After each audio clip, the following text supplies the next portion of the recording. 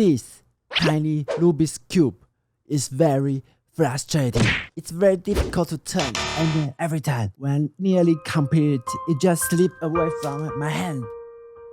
Fuck! Just break the cube or take off the stickers. After one non-sleep night, I finally figured it out.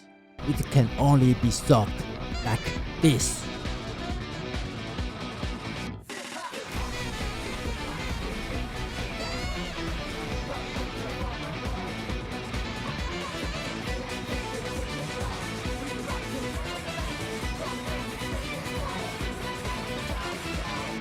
Subscribe if you cannot solve the cube with your hand.